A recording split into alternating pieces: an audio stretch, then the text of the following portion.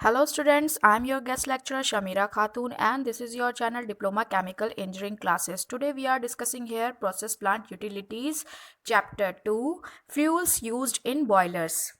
Industrial boiler fuel types. The most common fuel types used for the industrial boiler are electricity, natural gas and oil, biomass and coal, etc.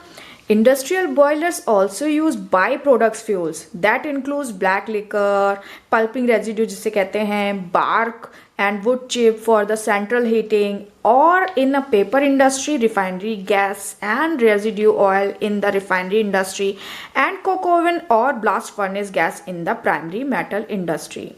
तो आपका boiler का use क्या है? Boiler are use to produce steam. The generation part of a steam system use a boiler to add energy to feed water supply to generate steam. यानी आपका boiler किस लिए use किया जा रहा है? वाटर के थ्रू स्टीम जनरेशन के लिए, है ना. तो उसमें क्या है, हम अलग अलग तरह के फ्यूल्स यूज़ करते हैं. जब छोटी इंडस्ट्री होगी तो हम इलेक्ट्रिसिटी से ही बॉयलर में यूज़ करेंगे, तो इलेक्ट्रिसिटी के थ्रू ही हमारा वाटर स्टीम में कन्वर्ट हो जाएगा. कुछ जगह नेचुरल गैस यूज़ करेंगे, ऑयल यूज़ करेंगे, फ्यूल ऑयल होते हैं जैसे बायोमास हो गया या फिर कोल हो गया, और कई कई जगह पे जैसे बार्क एंड वुड चिप्स होते हैं, इन सब का यूज़ किया जाएगा. तो इसी के बारे में हम लोग इस चैप्टर में पढ़ने वाले हैं.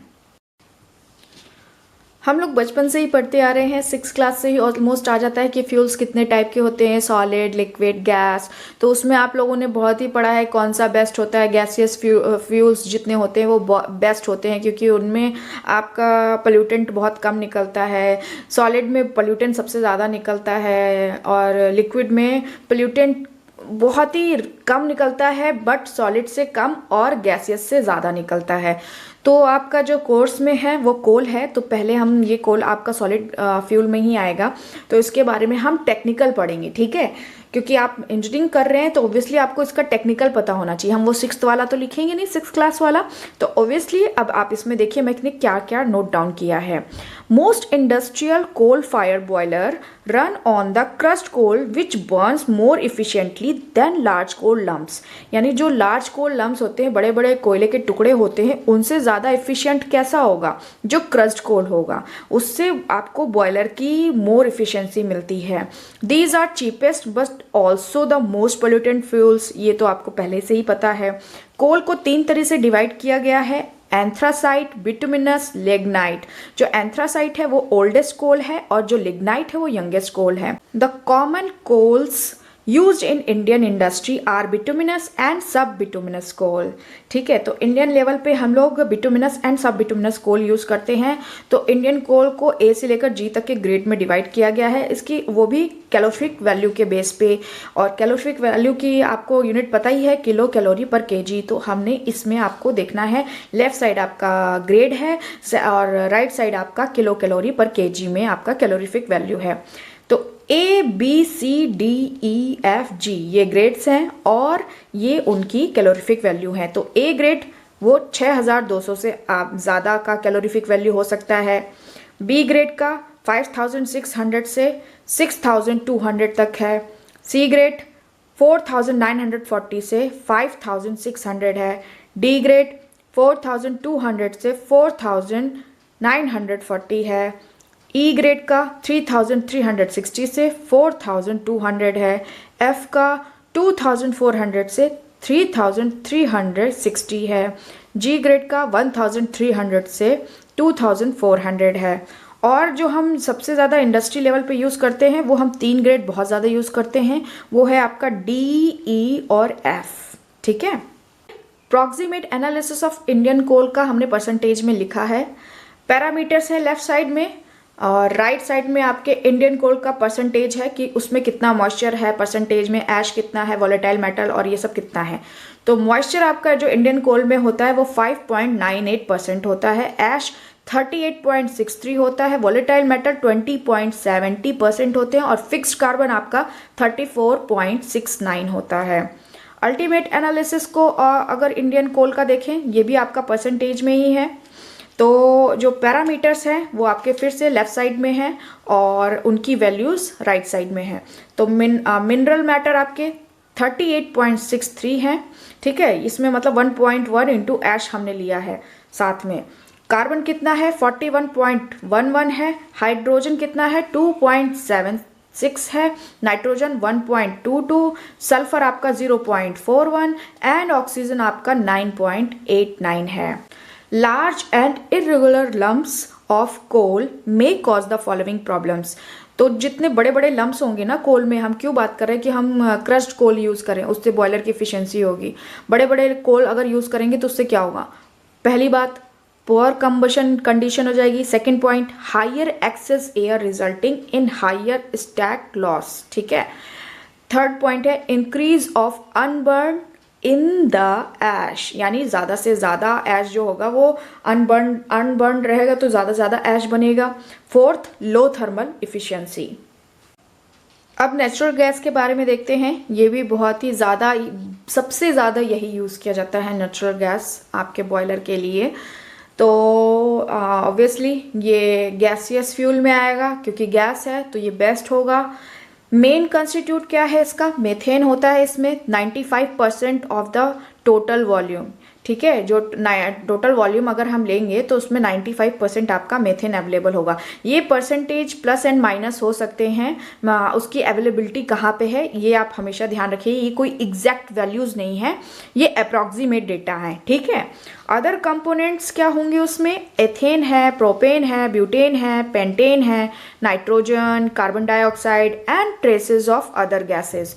Generally properties of methane are used when comparing the properties of natural gas to other fuel, क्योंकि obviously मेथेन सबसे ज़्यादा है तो हम जो नेचुरल गैस की प्रॉपर्टीज़ है उसकी जब कंपैरिजन अदर फ्यूल से करेंगे तो हम मेथेन को प्रिफर करेंगे। तो इसमें बेनिफिट देखिए क्या क्या होते हैं। हाई कैलोरीफिक वैल्यू मिलती है, does not produce smoke, no sulphur content, it is lighter than air and disperse into air easily in case of leak। अगर एक लीक होता है तो वो एयर में easily मतलब डिस्पर्स हो जाता है। Comparison of chemical composition of various fuel, देखिए हमने ये 3 तरीके के फ्यूल लिए हैं, इनमें कंपैरिजन किया है। तो आप देखिए इस टेबल को, ये बहुत इंपॉर्टेंट है। अगर आप ये टेबल याद कर लेंगे तो आपके 3 तरीके के जो सिलेबस में हैं वो कंप्लीट हो रहे हैं, fuel oil, coal and natural gas. तो फ्यूल ऑयल में आप कार्बन का अगर परसेंटेज देखें तो फ्यूल ऑयल में कार्बन का परसेंटेज 84, कोल में 41.11, नेचुरल गैस में 74, hydrogen percentage 12, 2.76, 25, sulphur content fuel oil में 3 है, कोल में 0.41 है, नेचुरल गैस में बिल्कुल नहीं होता। ऑक्सीजन कितना है 1 है, और कोल में कितना ऑक्सीजन है 9.89, और नेचुरल गैस में ट्रेसेस मिलते हैं। नाइट्रोजन फ्यूल ऑयल में ट्रेसेस के फॉर्म में है, कोल में 1.22 है, नेचुरल गैस में 0.75 है। ऐश कितना है, ट्रेस है, ट्रेसेस के फॉर्म में मिल रहा है यानी, और कोल में 38.63 है और नेचुरल गैस में नहीं है। और वाटर कितना है, वाटर ट्रेसेस के रूप में आपके फ्यूल ऑयल में अवेलेबल है, बट कोल में 5.98 है, बट नेचुरल गैस में नहीं है। एग्रो रेजिड्यूज को भी as a boiler fuel use कर रहे हैं, तो इसकी प्रॉपर्टीज़ देखिए। Properties of agro residues, the use of locally available agro residues is on the rise. This include rice husk, coconut shell, groundnut shells, coffee husk, wheat stalk etcetera. तो rice husk आपका पता है आपके syllabus में है, और ये होता क्या है, जो धान होता है ना, धान के अंदर में से चावल निकलता है, तो चावल निकलने के बाद जो उसका कपड़ा बचता है ना, क्लोथ बचता है, वो आपका राइस हस्क कहलाता है। कोकोनट शेल ओब्वियसली ये सब उसके जो कोकोनट अंदर का हो गया आपका खाने वाला, और जो ऊपर में उसका कपड़ा होता है वो आपका यूज़ करेंगे। ग्राउंडनट शेल में भी उसका जो शेल होता है वो हो गया, कॉफ़ी का भी जो शेल होता है वो हो गया। ये सब बेसिकली हम लोग एग्रो रेजिड्यूज में यूज़ करते हैं। अब इसका अप्रॉक्सीमेट एनालिसिस अगर देखें तो क्या क्या परसेंटेज में अवेलेबल है, ये हमने एक टेबल बनाई है, ये परसेंटेज में है। तो आपका डी ऑयल्ड ब्रान है, पैडी हस्क है, सॉ डस्ट है, कोकोनट शेल है, ठीक है। तो मॉइस्चर देखिए, डी ऑयल्ड ब्रान में कितना है 7.11, पैडी हस्क में 10.79, सॉ डस्ट में 37.98 एंड कोकोनट शेल में 13.95। ऐश कितना निकल रहा है डी ऑयल में 18.46, पैडी हस्क में 16.73, सॉ डस्ट में 1.63 और कोकोनट शेल में 3.52। वॉलेटाइल मैटर देख लिया, डी ऑयल ब्रांड में 59.81, पैडी हस्क में 56.46, सॉडस्ट में 81.22, कोकोनट शेल में 61.91। फिक्स्ड कार्बन देखिए, फिक्स्ड कार्बन 14.62 है आपका डी ऑयल ब्रांड में, पैडी हस्क में आपका कार्बन है 16.02, सॉडस्ट में आपका कार्बन है 17.15 एंड कोकोनट शेल में 20.62। इसी तरह परसेंटेज में एक और टेबल है आपकी जो अल्टीमेट एनालिसिस करते हैं हम लोग। ये इन्हीं बेसिस पे ही हम बताते हैं कौन सा फ्यूल बेस्ट है, कौन सा फ्यूल बेस्ट नहीं है। तो इसमें देखिए ultimate analysis of typical agro residues है और ये आपकी प्रॉपर्टीज़ हैं, मतलब आपके क्या क्या कंटेंट रख रहा है ये de oil brand, paddy husk, sawdust, coconut shell, ठीक है। तो मॉइस्चर ऑब्वियसली पहले भी डिस्कस किया, 7.11, 10.79, 37.98, 13.95। मिनरल मैटर्स जो डी ऑयल्ड में है 19.77, पैडी हस्क में 16.73। ये आपका पैडी हस्क ना सिलेबस में है, मतलब ये आपका राइस हस्क की बात कर रही हूँ तो इसका ज़रूर ध्यान रखिएगा। और मिनरल मैटर्स आपका सॉडस्ट में 1.63, कोकोनट शेल में 3.52। कार्बन कंटेंट्स देखिए 36.59 और 33.95 है आपका पैडी हस्क में, सॉडस्ट में है 48.55, कोकोनट शेल में 44.95। हाइड्रोजन कितना है 4.15, 5.01, 6.99, 4.99। नाइट्रोजन कितना है 0.82 एंड 0.91 पैडी हस्क में। पैडी हस्क के तो डेटा आप बिल्कुल ही एकदम याद कर लीजिएगा, 0.91 एंड सॉडस्ट का 0.80। कोकोनट शेल का क्या है 0.56। सल्फर का कितना है डी ऑयल ब्रांड का 0.54 एंड पैडी हस्क का 0.09, सॉडस्ट का 0.10 एंड कोकोनट शेल का 0.08। ऑक्सीजन कितना अवेलेबल है 31.02, ठीक है। पैडी हस्क में 32.52 एंड सॉडस्ट में 41.93 एंड कोकोनट शेल में 31.94। इसका देखिए कैलोरीफिक वैल्यू देखिए कितनी दे रखी है किलो कैलोरी पर केजी में, 31 यानी 3151 किलो कैलोरी है। और पैडी हस्क का 3568, 4801, 4565। राइस हस्क आपके सिलेबस पे हैं तो देखिए राइस हस्क क्या होता है। पैडी हस्क मैंने अभी आपको बोला, उसका सारा सब याद रखिएगा। तो paddy husk is the by product of the rice mill, ठीक है। ये बाय प्रोडक्ट है, ऑब्वियसली आप राइस मिल से हमें चावल मिल रहा है तो उसका बाय प्रोडक्ट है। एज अ फ्यूल जो हम यूज़ करते हैं स्टीम जनरेशन के लिए in the boiler, is the most common and popular, बहुत ही कॉमन एंड पॉपुलर है और बेस्ट भी है। One of the best example of the beneficial use exist in India, ये सबसे बेस्ट एग्जाम्पल है। आप इंडिया में जो हम एज अ फ्यूल यूज़ करते हैं, where 60% of the total husk available nationally is used as the source of energy for the parboiling and the drying, okay.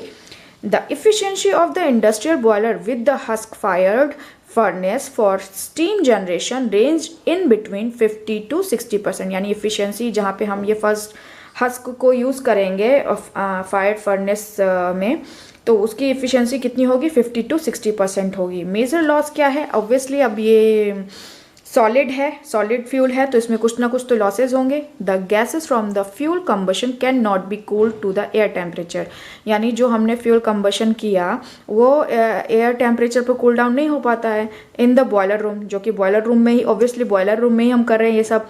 And therefore all the heat which is released by the combustion, जो भी heat release होती है combustion करने पे आपके rice husk को, वो क्या होती है, वो पूरी यूज़ नहीं की जा सकती। Fuel can not B reused, यानी पूरा रीयूज नहीं हो रहा है वो।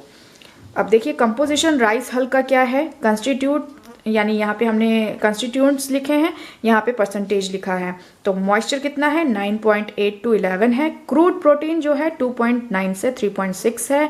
सेल्यूलोज फाइबर आपका कितना है 41.1 से 43.0 तक है। और नाइट्रोजन फ्री एक्सट्रैक्ट कितना है 24.7 से 28।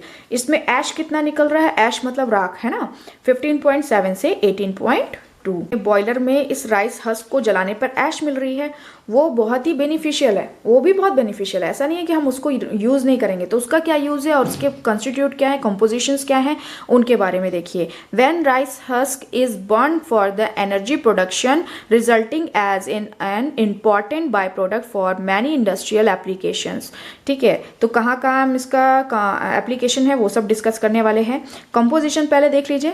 SiO2 95% है, CaO 0.70% है, MgO आपका 0.015% है, Fe2O3 0.09% है और Al2O3 आपका 0% है, MnO2 0.05% है। अब यूज़ देख लीजिए, हम जो हस्क का यूज़ करते हैं, हस्क ऐश का ऑयल एब्जॉर्बेंट के तौर पे बहुत अच्छा यूज़ है, और वॉशिंग पाउडर की तरह से इसका यूज़ करते हैं। थर्ड है इसका वाटर प्योरिफिकेशन में यूज़ किया जाता है, जो फिल्टर बनाते हैं तो उसमें इसका यूज़ करते हैं। राइस हस्क सीमेंट बनाने में यूज़ होता है। सोडियम सिलिकेट में भी इसका यूज़ करते हैं। Filter material in rubber compounding, इसमें भी इसका यूज़ करते हैं।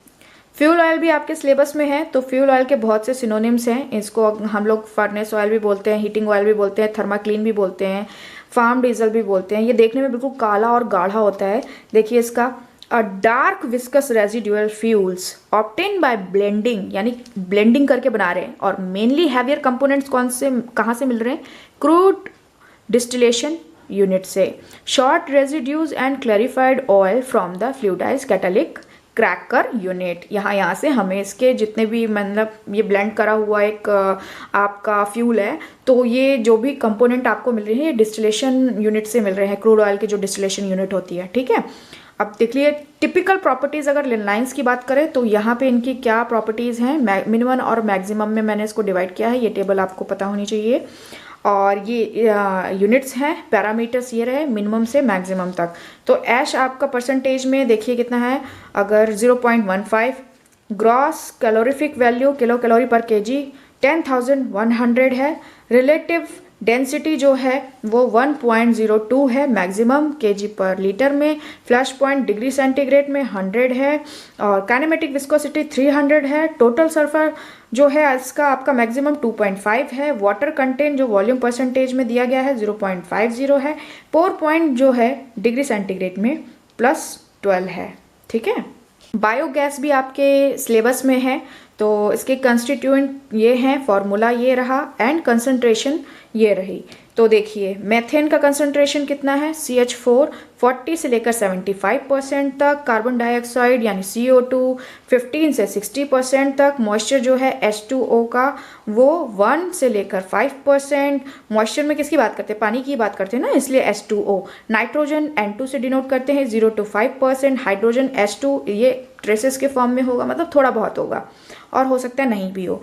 हाइड्रोजन सल्फाइड H2S 0 से लेकर 5000 ppm तक है। ऑक्सीजन जो है ये <2% होगा। ट्रेसेस गैसेस, अदर जो गैसेस होंगी वो <2% होंगी। अमोनिया जो है वो 0 से लेकर 500 ppm तक होगी। Biogas differ from natural gas in that it is a renewable energy source produced biologically through anaerobic digestion rather than a fossil fuel produced by the geological process. Biogas is preliminary composed of methane gas। ठीक है, इसमें methane gas होती composed form में।